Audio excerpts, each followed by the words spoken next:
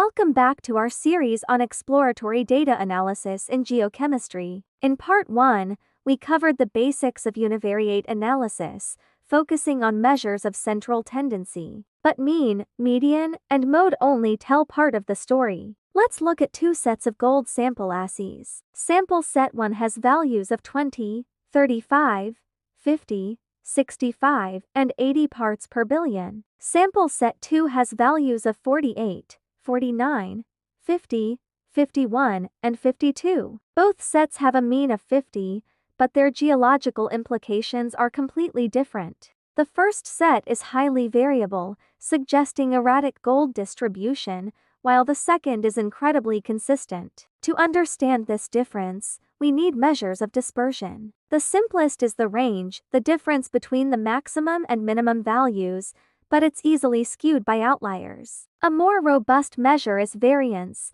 which is the average of the squared differences from the mean. Taking the square root of the variance gives us the standard deviation, the most common measure of spread. It tells us, on average, how much each value deviates from the mean. Finally, there's the interquartile range, or IQR. This is the range between the first and third quartiles, representing the middle 50% of your data. Because it focuses on the middle, the IQR is very resistant to outliers. Now that we can describe the center and spread of our data, we need to assess its distribution. Many advanced statistical tests assume data follows a normal distribution, that classic, symmetrical bell curve. But here's a fundamental truth of geochemistry: elemental concentrations are rarely normally distributed. Geological processes like enrichment and dispersion often lead to log normal distributions. This is why transforming data, often by taking the logarithm, is a standard step before certain analyses. This is where the central limit theorem becomes so important. It states that the distribution of sample means will tend to be normal, even if the original data isn't. This theorem allows us to use normal-based statistics, as long as our sample size is large enough. We can check our data's distribution visually and statistically. Visually, a histogram is your first stop. A normal distribution will look like a symmetric bell curve. A QQ plot, or quantile plot, is more precise. It compares your data's quantiles to those of a normal distribution. If the data is normal, the points form a straight line. A box plot also gives a quick visual check for symmetry and spread. Statistically, we can use metrics like skewness, which measures asymmetry, and kurtosis, which measures the peakedness of the distribution. For formal confirmation, tests like the Shapiro-Wilk or Kolmogorov-Smirnov can be used. Generally, a p-value over 0.05 suggests your data doesn't significantly deviate from a normal distribution. With a solid understanding of our individual variables, it's time to explore the relationships between them. This is where the real geological insights start to emerge. We move into bivariate and multivariate analysis to uncover the shared geological processes, like mineralization or alteration, that control how different elements are distributed. The first step is correlation analysis. Correlation quantifies the strength and direction of a linear relationship between two variables. The result is the correlation coefficient, a value between -1 and +1. A +1 means a perfect positive correlation. As one goes up, so does the other. A -1 means a perfect negative correlation. As one goes up, the other goes down. And 0 means no linear relationship exists. In geochemical exploration, this is an incredibly powerful tool. Strong positive correlations, say between copper, molybdenum, and zinc, can point to a specific mineralizing system. It also helps us identify pathfinder elements. For instance,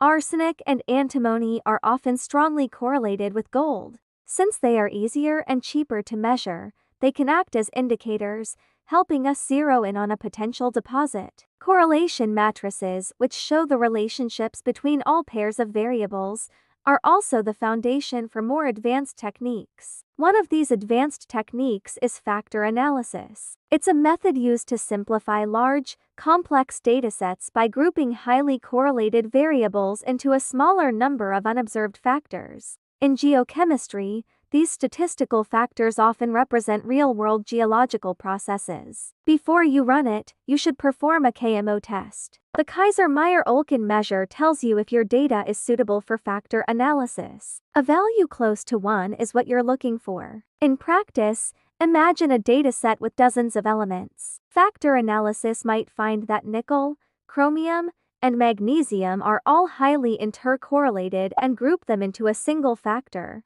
A geochemist could then interpret this as a mafic or ultramafic signature, representing a specific rock type. This turns a simple table of numbers into a compelling story about the geological drivers that shaped the area. After exploring these abstract statistical relationships, the final, crucial step is to place these patterns into their real-world spatial context. This brings us to spatial analysis and interpolation. This is the part of geostatistics that incorporates location, the where, into our analysis. Geochemical samples are taken at specific points, like drill holes or soil sample locations. Interpolation techniques allow us to estimate values in the unsampled areas between these points. The goal is to create continuous maps that visualize the spatial distribution of elements across the entire study area. The cornerstone of geostatistics is the variogram. It describes the spatial correlation of a variable,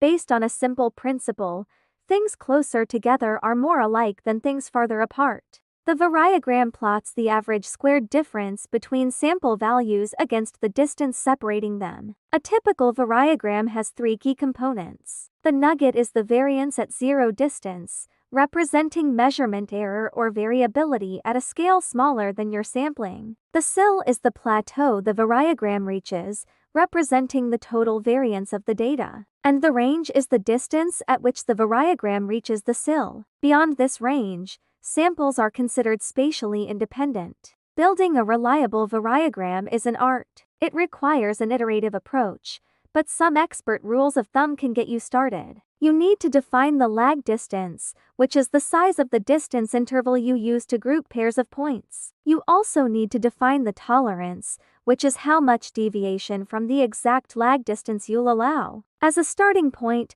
your maximum calculation distance should be about 40 to 50% of the maximum distance between any two points in your dataset. A good initial lag size is 10 to 20% of that maximum distance, and a widely used rule for tolerance is to set it to half the lag size. The variogram model itself isn't the final product. It's the key input for advanced interpolation techniques like kriging. Kriging uses the spatial structure defined by your variogram to provide the best linear unbiased estimate of values at unsampled locations. The ultimate goal of this entire process is to produce predictive maps showing the estimated distribution of chemical elements. These maps are the critical decision-making tool, providing the basis for identifying exploration targets, estimating resources, or planning environmental remediation. This final step transforms raw, point-based data into a continuous, interpretable geological model,